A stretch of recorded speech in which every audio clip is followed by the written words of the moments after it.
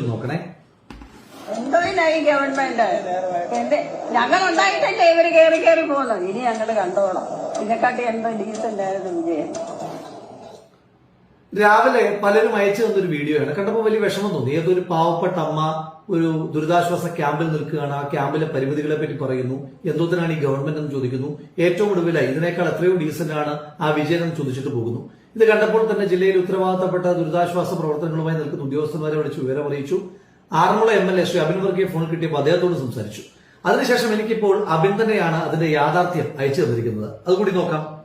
അമ്മേ, രാവിലെ എന്തൊക്കെയോ പരാതി, അമ്മയ്ക്ക് എന്തൊക്കെയോ വിഷമമുണ്ടെന്ന് പറഞ്ഞല്ലോ, എന്തായിരുന്നു? എന്റെ പൊന്നു പോലെ എനിക്കൊന്നും അറിയത്തില്ല.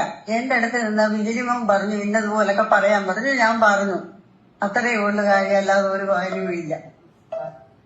എനിക്ക് ആ അമ്മയോട് പ്രത്യേകിച്ച് പരിഭവമൊന്നും തോന്നിയില്ല.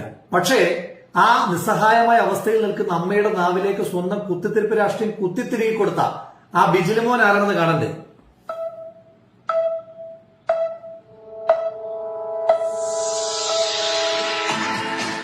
അമ്പട കേമ സഖാവ് ബിജിലി കുട്ട കോഴഞ്ചേരി ഏരിയ കമ്മിറ്റി അംഗമാണ് ഈ ബിജിലിമോൻ എന്ന് പറയുന്ന ചങ്ങാതി. എന്റെ പൊന്നു ബിജിലി, ആ പമ്പയാറ്റിലൂടെ കുത്തിയൊലിച്ചു വരുന്ന ചെളി വാരി തിന്നാൽ ഇതിനേക്കാൾ അന്തസ് കാണും.